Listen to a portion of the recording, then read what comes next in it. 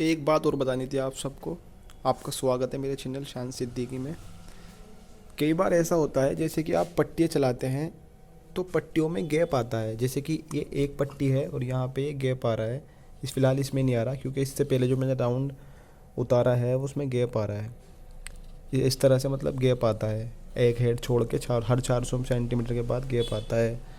तो उसमें आपको क्या करना है, इसका एक्स बढ़ा लेना है। एक्स ये मशीन में फिर गैप नहीं आने का। अब जैसे कि मैंने इसका एक्स बढ़ाया हुआ है, वो वाला जो राउंड था पिछला उसमें गैप आ रहा था, कारीगर ने बना रखा है वो दूसरे ने, तो वो राउंड फ़िलहाल चला गया। यहाँ पे है नहीं, वरना मैं आपको दिखा देता कि उसमें गैप किस तरह से आ रहा था। तो मैंने जो ये राउंड लगाया और राउंड लगाने से पहले मैंने इसका एक्स बढ़ाया। मैं आपको बता देता हूँ कि एक्स मैंने इसका कैसे बढ़ाया और गैप अब क्यों नहीं आ रहा। जैसे कि ये डिज़ाइन है, होम सेट पे कर लेता हूँ पहले मैं इसे। मैंने होम का बटन दबा के एंटर दबा दिया, ठीक है। अब मैं यहाँ पे जाता हूँ जिस पे उंगली है, एक फिंगर बननी है, ठीक है। इस पर मैं जा देता हूँ, सेट डिज़ाइन पे क्लिक करता हूँ और यहाँ पे आप देखेंगे कि मैंने एक्स कर रखा है 101। जब भी आप नॉर्मल देखते हैं तो 100 होता है यहाँ पे, ठीक है। यहाँ पे भी वाई 100 होता है, लेकिन यहाँ पे आपको अगर जो गैप आ रहा था तो यहाँ पे आपको 101 या 102 भी आप कर सकते हैं। 102 करने पे फ़ायदा ये होगा कि काम हल्का सा चढ़ के बनेगा, काम हल्का सा चढ़ के बनेगा, पट्टी पे जो है गैप नहीं आने का, ठीक है। तो अगर आपके साथ भी यही प्रॉब्लम हो रही है तो आप इस तरह से एक्स बढ़ा सकते हैं। और अगर जैसे कि वाई इसमें 100 है तो आप वाई भी कम भर्ती कर सकते हैं। जैसे कि आपने डिज़ाइन का एरिया लिया और डिज़ाइन का जो एरिया लिया वो काफ़ी ऊपर तक जा रहा है। मान लीजिए, मैं आपको पीछे से बता देता हूँ, ये आपकी पट्टी है यहाँ पे पीछे इसके मशीन के। मान लीजिए आपने इसका एरिया लिया और मशीन का एरिया यहाँ तक आ रहा है, मतलब पट्टी पे चढ़ रहा है इस पर, ठीक है।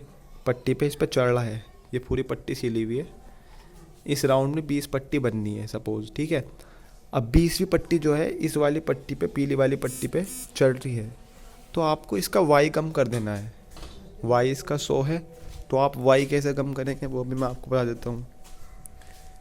जितना भी आपको लग रहा है कि भाई ज़्यादा चढ़ रहा है तो आपको उस हिसाब से 95 भी कर देना है। आप यहाँ पे 95 कर सकते हैं।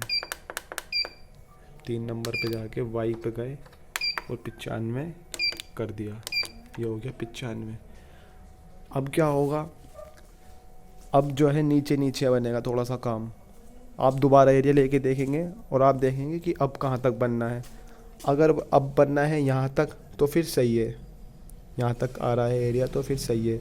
लेकिन अगर और भी अभी तक ऊपर तक आ रहा है सिलाई तक, तो फिर आपको और कम कर देना है, ठीक है।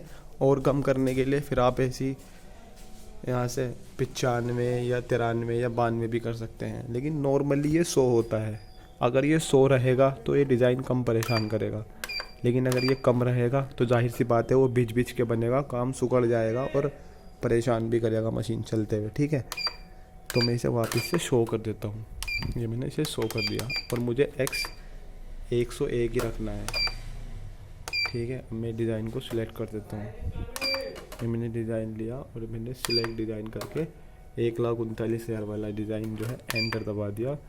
और एक्स मुझे 101 रखना है, वाई मुझे 100 ही रखना है। फिर मैंने एंटर दबाए रखा और एक बार ये वाला बटन दबा के और 2 बार एंटर दबाए रखा। और क्योंकि ये पट्टी बहुत सारी इसमें बन चुकी है तो मुझे आगे डिज़ाइन फॉरवर्ड करना है। ये वाला बटन दबा के मैं डिज़ाइन डंडा आगे को मार देता हूँ।